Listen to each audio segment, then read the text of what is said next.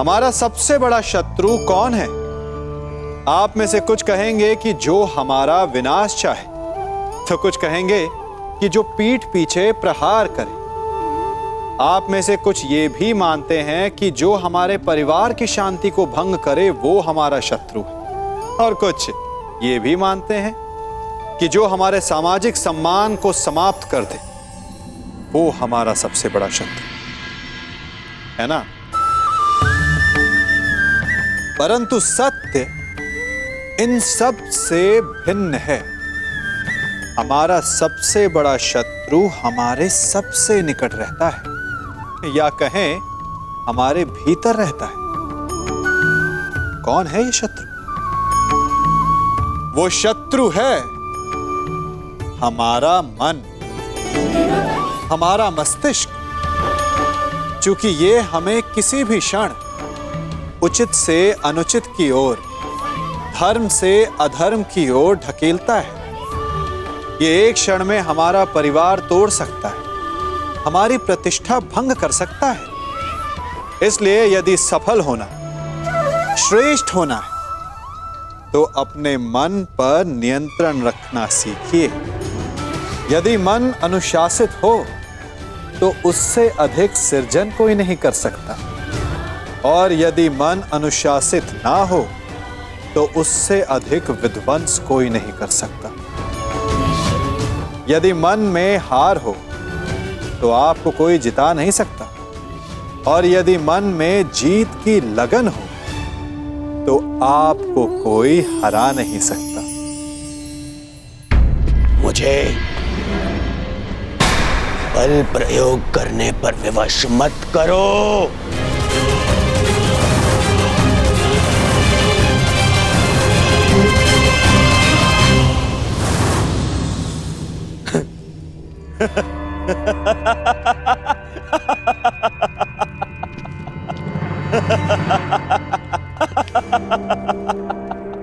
नहीं, तुम स्वयं प्रस्तुत नहीं होगे। कैसे कैसे भूल गया मैं कि कितना आनंद आता है तुम पांडवों को मुझे कष्ट देने में।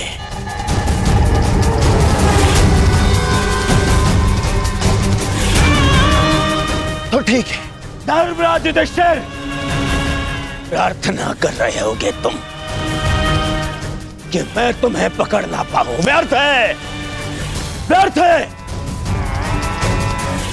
बचा कर रखो अपनी प्रार्थनाओं को।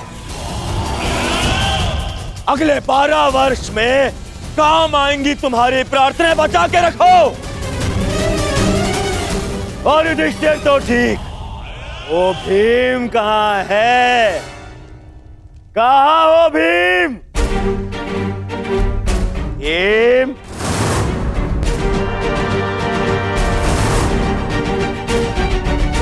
तुम्हें क्या हो गया? सदा मेरी ललकार का उत्तर देने वाला वो विक्रोधर भीम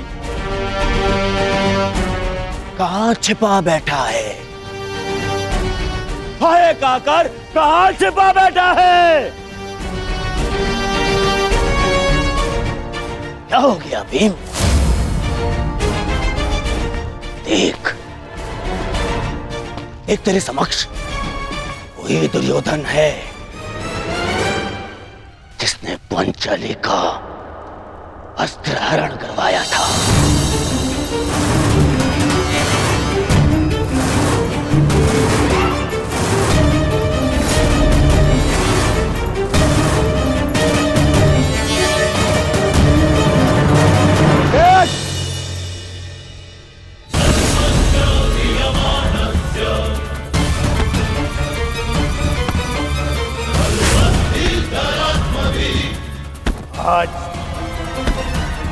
आज भी मेरी टंगा से बिठाने पर दूर है।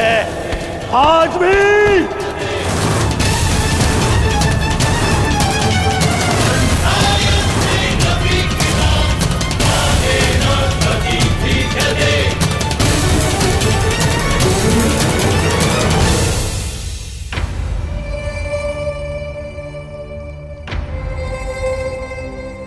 क्या हो गया?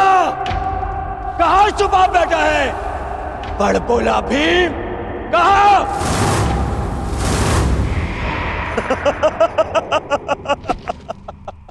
मामा श्री, लगता है वन में इस भूखे भीम ने कुछ ऐसा खा लिया है कि जिसने उसका पौरुष उससे छीन लिया है। नपुंसक हो गए हैं ये सभी पांडव, नपुंसक!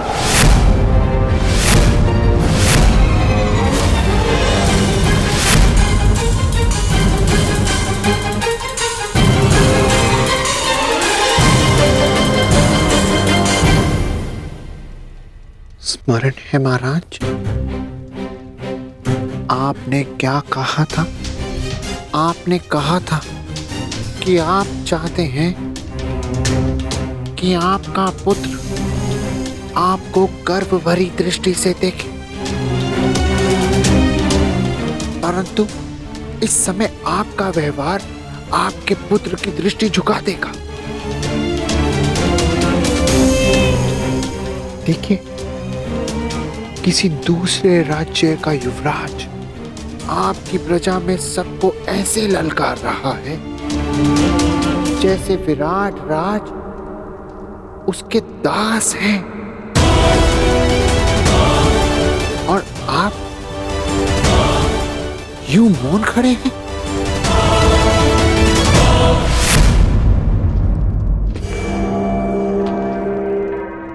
तुम नहीं हो भी,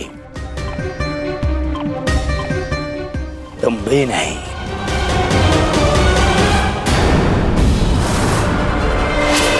भीम,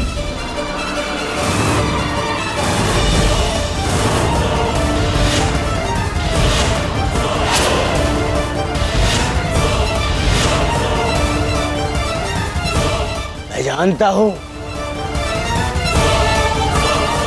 कि मेरे मित्र कीचक का वध तुमने ही किया है। प्रतिशोध लूंगा, मैं प्रतिशोध लूंगा।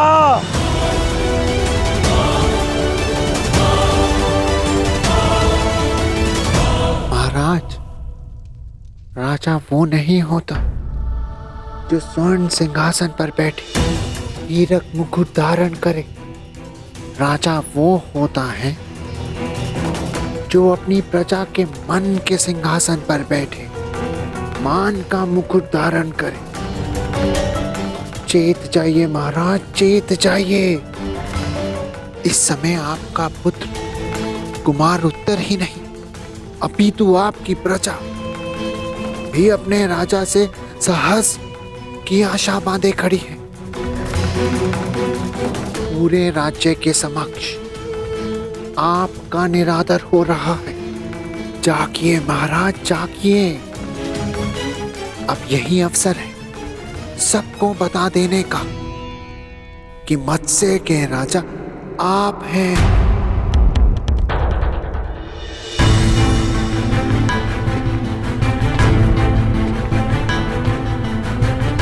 युधिष्ठिर, तुम तो पांचों पांडवों में सबसे अधिक बुद्धिमान हो। अंतिम अंतिम अवसर दे रहा हूं तुम्हें, अंतिम।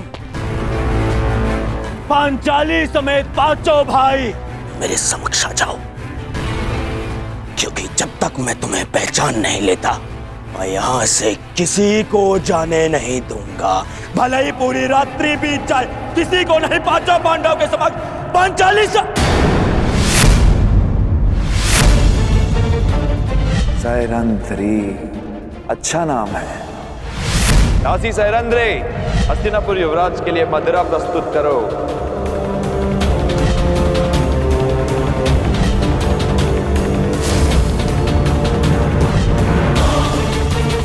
पांचाली, पांचाली।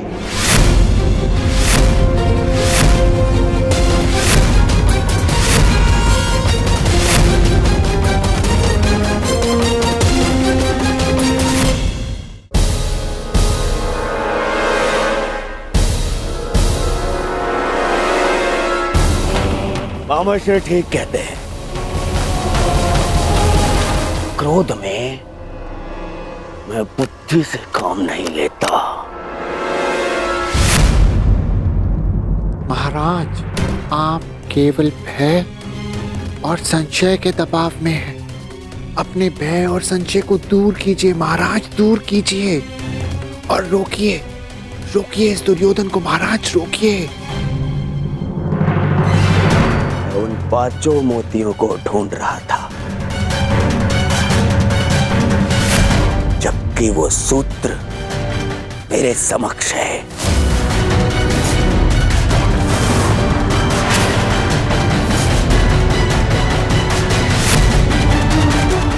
जिसने उन 5 को एक सूत्र में बांध के रखा है।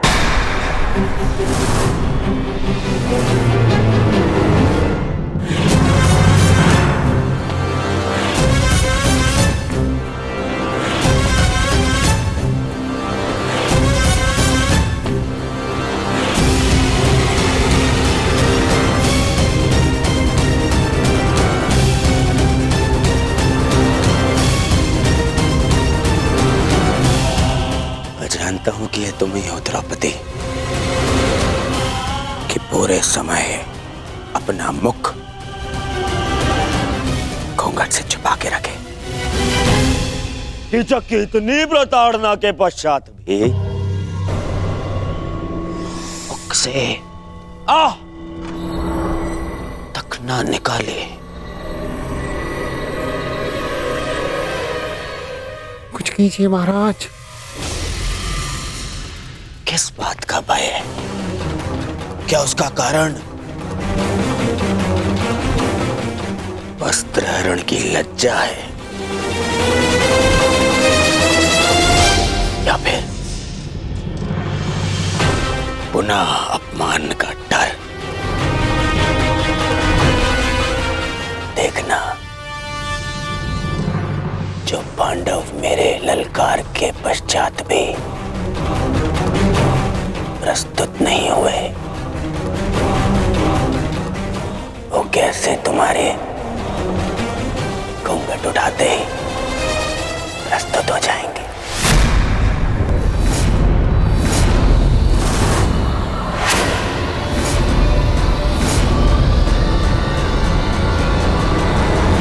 अरे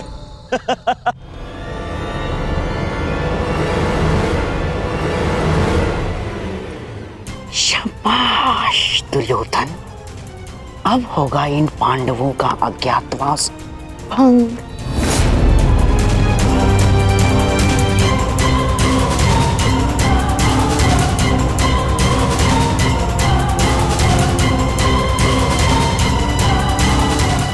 और कितना पीछे जाओगी पांचाली? अब और कोई मार्ग शेष नहीं है।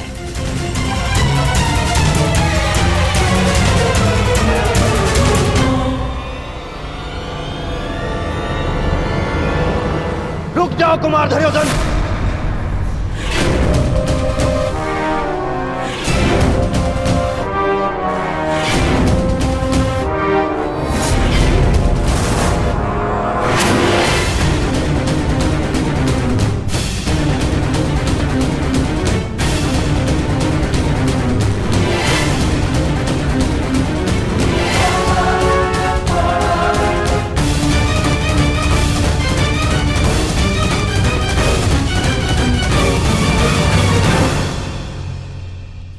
विराट राज, आपके कंठ में स्वर भी हैं। ज्ञात नहीं था मुझे ये आपका सुर ऊंचा भी होता है, परंतु विलंब कर दिया आपने, क्योंकि आप ना तो मेरे पास रुकने का धैर्य है और ना ही आपके पास मुझे रोक पाने की शक्ति।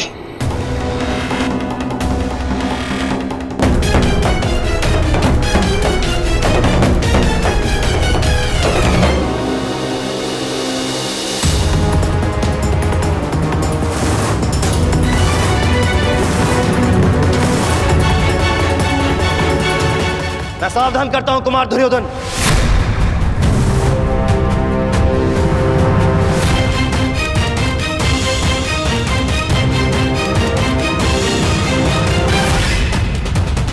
आप जानते हैं ना कि आप हस्तिनापुर के युवराज को ललकार रहे हैं। ये हस्तिनापुर नहीं, मत्स्यराज है, विराटनगर है ये। और यहां भरी सभा में स्त्री के मान का हरण नहीं होता, परंतु भरी सभा में स्त्री का अपमान करने वाले का वध अवश्य हो सकता है।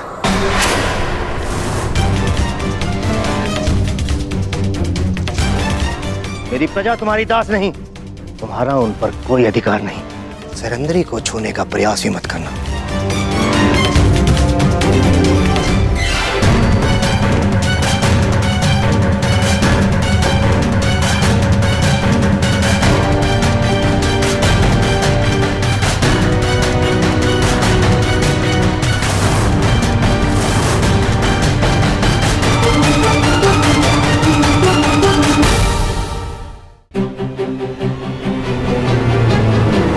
महाराज विराट, हम आपकी प्रजा का अपमान नहीं कर रहे हैं।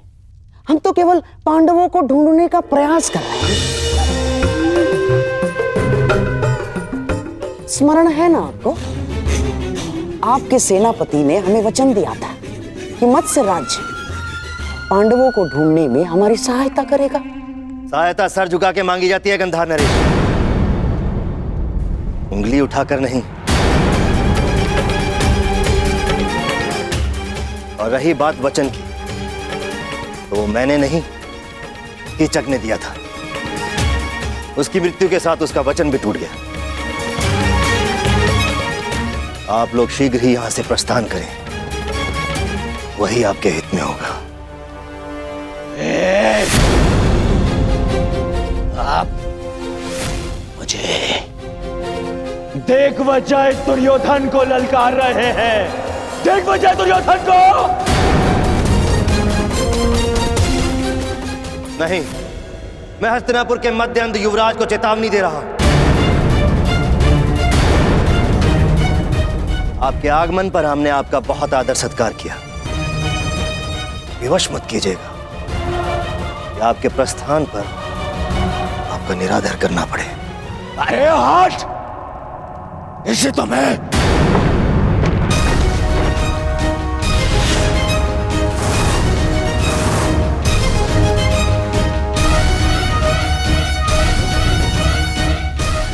एक पग भी और आगे बढ़ाया तो मेरे सैनिक प्रहार करने के लिए स्वतंत्र होंगे।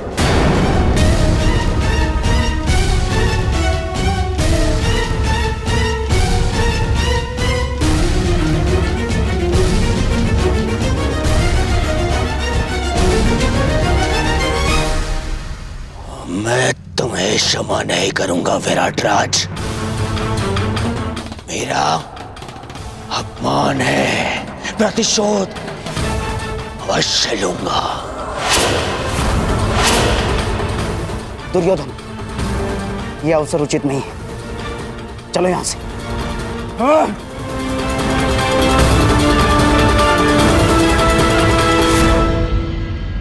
इस विराट राज्य की कृपा से कब तक बच पाओगे नपुंसक पांडवों?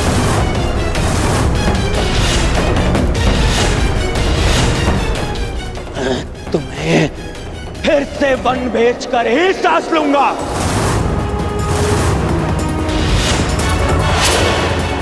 और तुम पांचाली,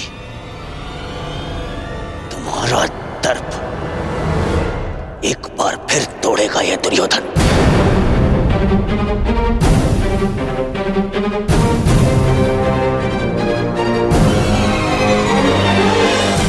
और तुम विराटराज,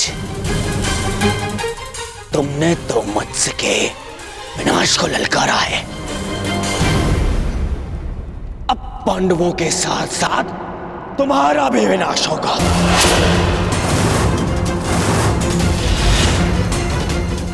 मेरे प्रतिशोध की अग्नि से तुम्हारे राज्य का हर एक घर